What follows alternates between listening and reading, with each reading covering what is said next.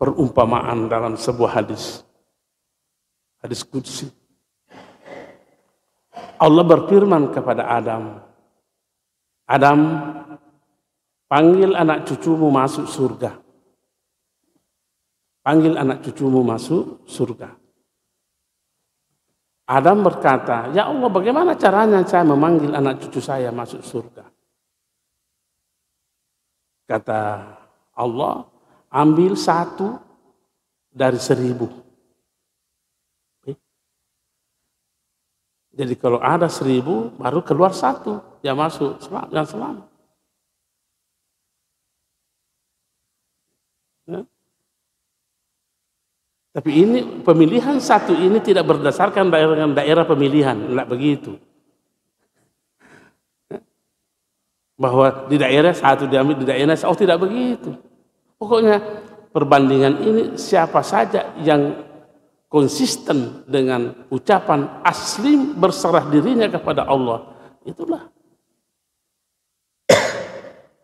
Kembali kita mau tegaskan bahwa akidah yang diajarkan oleh Rasulullah adalah akidah para nabi.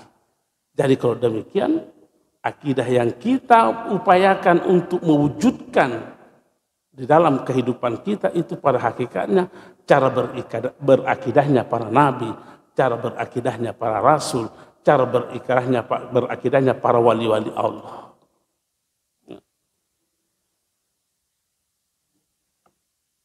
Nah, Allah mengatakan ada ungkapan li rabbil alamin.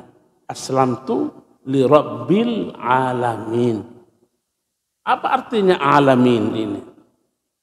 Alamin itu artinya segala yang ada di alam ini.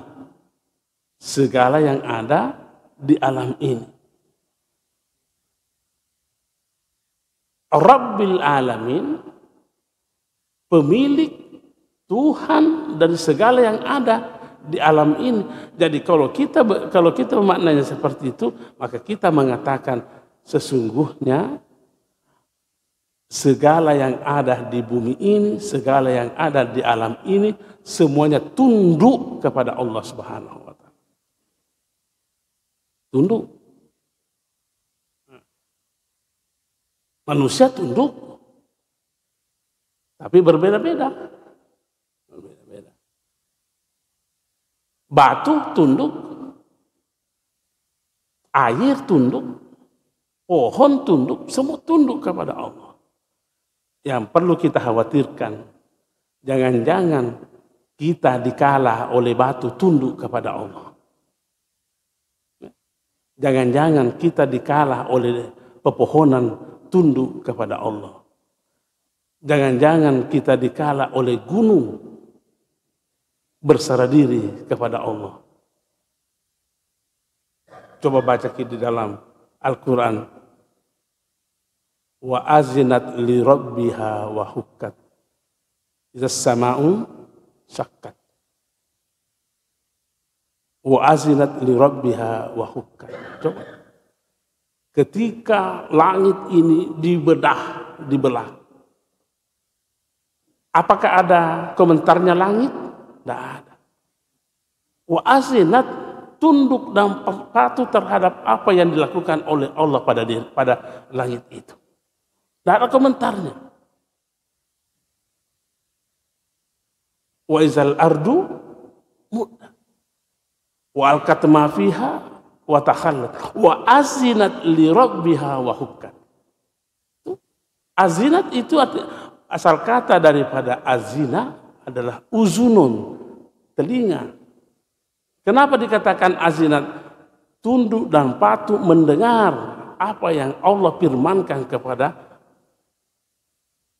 langit dan bumi ini. Itu tadi saya katakan. Jangan-jangan kita dikalahki oleh langit, dikalahki oleh benda-benda mati ini, berserah diri kepada Allah.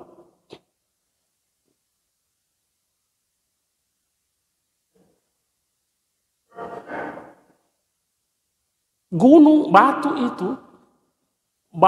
itu menggelinding dari atas gunung turun ke bawah. Mak galete. Apakah ada protesnya batu itu? Tidak. Kenapa? Apa yang menyebabkan sehingga menggelinding dari atas gunung turun ke bawah? Min khasyatillah. Disebabkan karena tunduk dan patuh kepada Allah. Wa inna minha lama yahbitu min khasyatillah. Sesungguhnya batu yang menggelinding dari atas gunung itu disebabkan karena batu itu tunduk dan patuh terhadap Allah. Kembali lagi, jangan-jangan nak kalah batu beribadah, berserah diri kepada Allah. Sama juga di surat An-Nahl itu, yatafayya'u dhilaluha. Yatafayya'u, bayang-bayangannya itu pepohonan, semua yang diciptakan di bumi ini, bayang-bayangnya itu bergoyang kiri, coba lihat begitu, bergoyang ke kanan, diterpa angin. Apa itu? Apakah pernah protes? Bayangkan kalau pepohonan itu diterpa angin, bergoyang kiri kanan, pernahkah mereka protes? Tidak pernah protes. Kenapa? Sujadan. Itu. Coba baca di surat An-Nahl itu apa yang menyebabkan mereka itu tidak ada goyang kiri, terpa angin. Sujadan, tunduk dan patuh kepada Allah Subhanahu wa taala. Kita manusia ini baru rugi 5.000. Oh, hemat dari